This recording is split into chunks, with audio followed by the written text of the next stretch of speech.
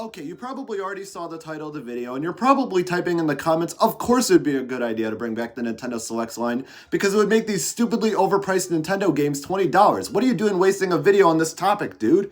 And while that might be true, minus the comment about why I'm making a video on this topic, I think there's more to the Nintendo Selects line than just that. Believe it or not, Nintendo's actually been doing the whole Nintendo Selects shtick since May of 1996, slapping it on Game Boy, Super Nintendo, Nintendo 64, Game Boy Advance, and GameCube games. Although it wasn't under the Nintendo Selects branding, it was under Player's Choice. An interesting name, no doubt. It'd be like having players walk into a Target and be given a choice between which one to play. Screw it, I'm choosing Luigi. And that's how nightmares become reality. So I'm not exactly sure what was holding Nintendo back from putting out the Player's Choice branding several years earlier, because putting it out in 1996 and on Super Nintendo games, like, what's the point? You're literally gonna put out a new system in a few months. Why not have done this in like 1993 or 4 or 5? Anything that's not the year that you're gonna release your next generation of hardware in. Now, I'm not quite certain about whether or not if Nintendo was still selling SNES games after the 64's release. I mean, I could have sworn Donkey Kong Country 3 came out after the 64's launch. And who knows, perhaps I'm thinking about this too hard because games were still sold at a much cheaper price. So either way, you are getting a great deal with this branding existing. I just have to do the math to understand why 1996 was when Nintendo decided to start this initiative on Super Nintendo games. And you're probably wondering why I'm not overreacting about Game Boy games also, since those were stupid old when they were given this branding. And that's because this was still a few years before the Color released in 98, and even so, many didn't even consider the Game Boy Color to be its own respective system, so technically speaking, the Player's Choice branding being on Game Boy games wasn't pointless because Game Boy games were still being sold at this time. However, you're also probably asking what made games with the Player's Choice brand eligible for, well, the Player's Choice brand. Because it was the Player's Choice, damn it! If a game sold over 1 million copies on literally all the systems I just mentioned, it would get re-released with this yellow ribbon on both its box and on the cartridge itself. If it was on GameCube though, it was just a yellow strip on the top of the box and spine. It was a neat little way for Nintendo to flaunt how well their games sold, and being priced more than half its original retail value made it an easy purchase for any consumer. Although, these things look atrocious in a game collection where non-Player's Choice titles were on the original console's template on the box or game case, Player's Choice titles were given a ribbon or a yellow color scheme. And while it did a good job distinguishing what was a Player's Choice title and what wasn't, it just looks bad when there's like 5 Player's Choice titles spread sporadically among 100 other games that don't have that branding. Now, to be honest, I don't really care that much about how they look. I really just care more about playing the games than anything else. But don't take that as I don't care about the conditions of my games, because of course I do. I still need cases to store them in, I still need to easily access the games, and if they were just stored in a DVD case that literally just holds DVDs with no apparent way to identify which game is which, yeah, I'll see myself out. But I do agree with many collectors with how the branding looks bad when next to a bunch of other non-Player's Choice titles. However, if most of the games you have are Player's Choice, it'll fit in just fine. But despite all its unique quirks / styles / cries for help, I do quite like the Player's Choice brand, as you got some really good games for an amazing price. Like, it's crazy to imagine a time when Kirby's Air Ride was sold for $20. Chalk that up to, oh what the f***? And as you could guess, the brand even came over to non-Nintendo platforms as well, though of course we're given different names like Platinum Hits, Greatest Hits, Sega All-Stars. Okay. However, in May of 2011, Nintendo officially changed the branding of Player's Choice to Nintendo Selects. Nothing was really changed as far as I'm concerned other than the name. Although, again, why did they wait till the end of the Wii era to do this instead of doing this in like 08, 9, 10? Again, I need to dedicate some time to comprehend this.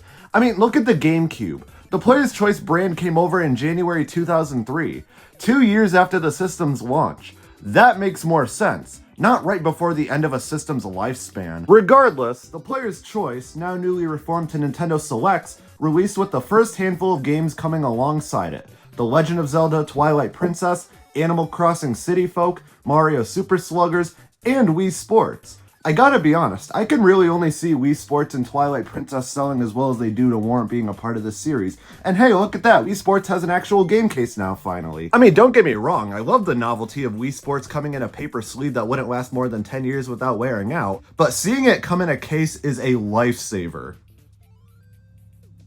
If I actually had the case, and I'm supposed to be a Nintendo fan. And both of these were launch titles, so you can't tell me that a fraction of the reason they sold well was because of the fact that they're launch titles.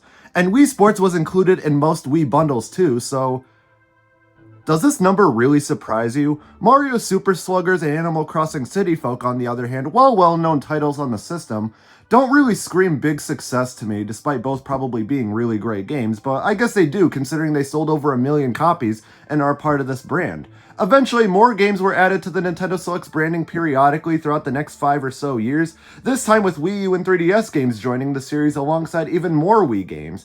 This was also the case with Player's Choice as well, where more games were added as part of the lineup later on, but that was also the case here as well, so let's stop bitching about it. However, after February 2019, the brand kind of faded out of existence with no reason whatsoever. That's what happens when it's not the player's choice anymore. I mean, don't get me wrong, it's cool that it lasted 8 years before its last major games came out, being Mario Maker on 3DS, StarFox 64 3D, and Majora's Mask 3D, and that was only 3DS games, when the Switch was nearing 2 years into its lifespan and the 3DS was on the verge of ending.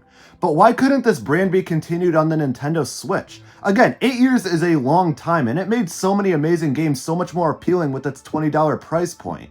So you can't tell me that it wouldn't do gangbusters on the third best-selling console of all time. Okay, so we talked about what it was, how it originated, and how it ended. Now let's talk about why the brand should be revived on the Nintendo Switch. The system is just older now. Its games that released the same year the console did are 7 years old at this point, and we're most likely getting the system's successor this year. You can't tell me that charging $60 for ass-old games like The Legend of Zelda Breath of the Wild and Super Mario Odyssey are still good business decisions. Regardless of how well they sold before, it's just time to slash the prices on a good majority of these. Not all of them. I'm certainly not demanding that newer releases like Mario and Luigi Brothership or Zelda Echoes of Wisdom gets the $20 treatment, but just for older titles that are still being sold as if they just released yesterday. And keep in mind that the games I list out may seem unrealistic to many of you, but this is just my opinion about what games are deserving of the Nintendo Selects branding, so you can go either way about any of it. And also keep in mind, I'm not expecting all these games to get the Selects branding all at once. Maybe spread it out a bit over the span of a few years to not overwhelm your customer base. But disclaimers aside, 1-2 Switch, Breath of the Wild, Mario Kart 8 Deluxe, ARMS, Splatoon 2, Fire Emblem Warriors, Super Mario Odyssey, Xenoblade Chronicles 2, Kirby Star Allies, Mario Tennis Aces, Super Mario Party, Super Smash Bros. Ultimate, New Super Mario Bros. U Deluxe, Yoshi's Crafted World, Fire Emblem 3 Houses, Mario Maker 2, Link's Awakening, Luigi's Mansion 3, Pokemon Sword and Shield. Sure, not all of these games were the biggest successes in the world, but all at the very least sold over 1 million units, which was also the case with every Nintendo Selects title prior. And a lot of these games, people aren't really buying much anymore, so I don't know, give them an incentive to want to buy them again.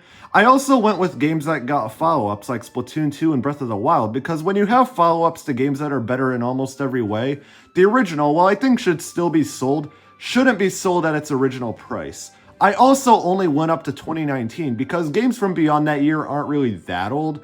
I'd say if the game is 5 years or older, then sure, I'd love to talk more about what games should join the list past 2019, but I think you get the general gist already. And also because I'm too scared to admit that I don't think 2020 had very many games that should have been a part of it. You could be mad at me later. So that was the Player's Choice / Nintendo Selects line, and all in all, it was a fun little thing to have. Sure, I didn't go over many games that were a part of the brand, but you can't deny the fact that it started off with such humble beginnings and had such a humble ending. The fact that you got Nintendo games that rarely see any major price decrease, both new and old, for $20 no less, was an amazing deal. There's no denying that.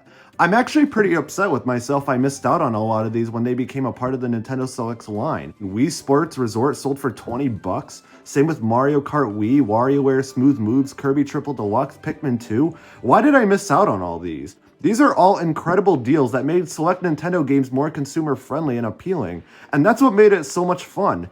And if you can look past the packaging if you're storing it on a shelf with other games, it's kinda cool too. Makes it feel like you're owning something that was once a part of an event. I would also say it'd be a fun series to collect for. Getting all the games that were a part of it or the Player's Choice line would be pretty cool to see, honestly. Now I'm nowhere near that point, as you can see, but I'm sure others out there have done it. And while it's been quite a long time since this series has gotten a revival, it'd be pretty cool to see again, even if there may be a chance that's less likely as a result. Although, I can't deny how cool this series really was and will never go forgotten. So overall, I really like the Nintendo Select / Player's Choice brand, and if Nintendo ever brought it back, at least we could say we had an actual reason to buy one to Switch. And that's gonna wrap up today's video. If you enjoyed the video, then please consider subscribing and checking out my other videos on my channel where you'll find more videos like this one. Thank you for watching, and I will see you in the next video.